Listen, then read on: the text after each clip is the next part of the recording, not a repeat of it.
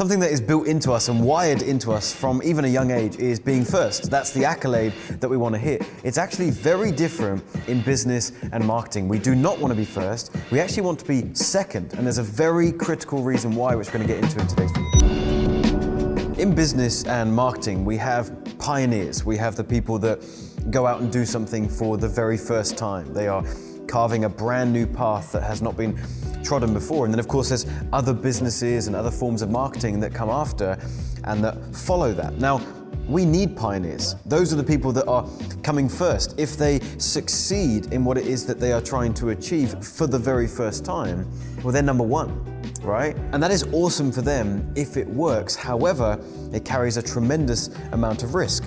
If you're going into an industry with a form of marketing that has never been done before, then there is a risk that it's not going to work. And if you go into an industry with a product that has never been created before, it's the same level of risk. Perhaps you're creating an entirely new industry. If you succeed with these things, you're number one.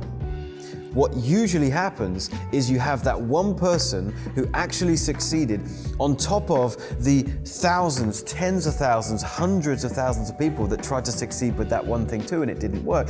Once something's been proven, then you have the number twos, the number threes, the number fours, the number fives, the companies, the people, the individuals, the influencers that jump off the back of that. Now, the first person who made it work is usually the one that's going to have the greatest success with it, but there's a ton of opportunity to be had from being number 2, 3, 4, and 5. This is prominent in big tech companies, but it's also the same thing if we bring it right down to the stuff that we talk about here on the channel, which is marketing and sales. We talk about sales funnels, we talk about traffic strategies, we talk about selling strategies on the phone, we talk about ways that we're scaling our companies.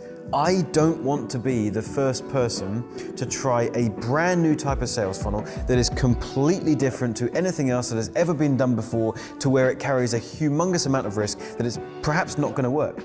A very small portion of chance that it might do. Same thing with a traffic platform.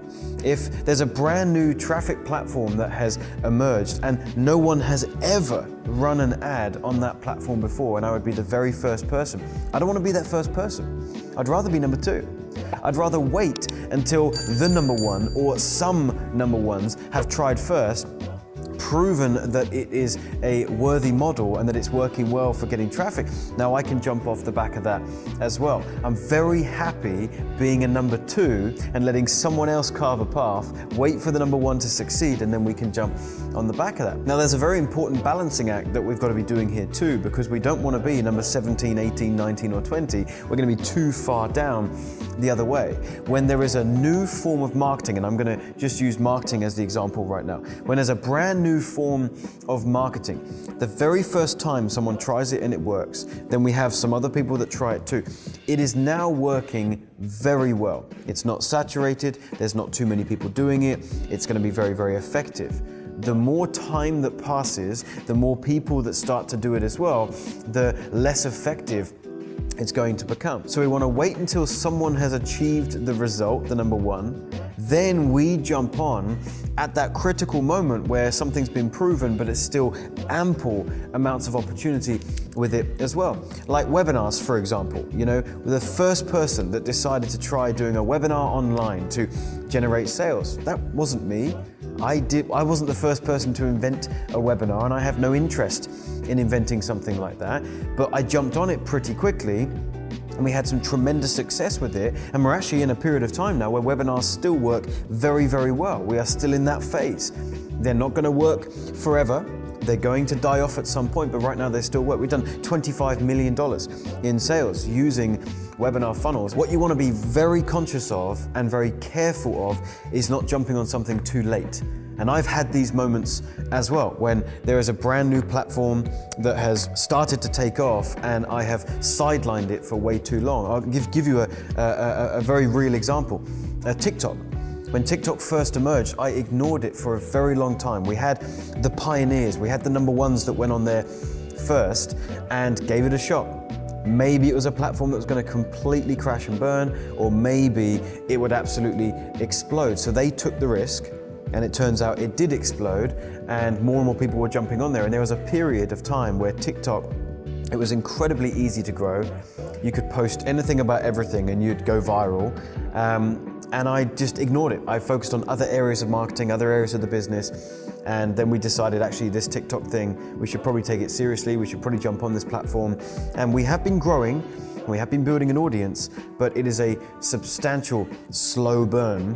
Whereas when I'm talking to friends of mine that jumped on it 2 or 3 years earlier, they've absolutely exploded to, 1 million followers plus and are able to monetize that following too. So there's an example of where I didn't jump in quick enough. I was waiting for the people to tread the path first and take the risk, but then I could have and should have jumped on a little bit quicker. So my advice to you is stay very attentive to your industry, your market, your marketing, and see what other people are putting out there and look for opportunities. Be so attentive to it.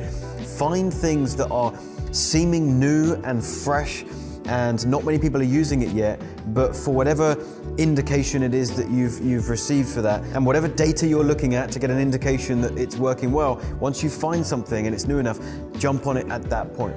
There is nothing wrong with being a number one if you want to. If that's what you're striving towards, if you're wanting to build a gigantic company and you want to be the number one, fine, go take the risk, be the first to do something, be the pioneer. You can do that. But my advice is let other people take the risk, let other people prove the process, and then you jump on pretty quickly after that, and you can put your own spin and twist on it from there. If you're in this marketing game and you want to learn how it is that we've been using webinars, like I mentioned earlier, to grow the business, there is still a humongous amount of opportunity here, and I'd love to be able to teach you how it works. It's the webinar funnel cheat sheet. There's a QR code here and there's a link down below. Go ahead and check that out. If you want to watch another video on the same topic, you can see it right here. How to use webinars to sell high ticket programs. Going to absolutely love that. Don't forget to like this video. It really helps the channel, supports the channel, and subscribe as well. Would love to see you in a future video.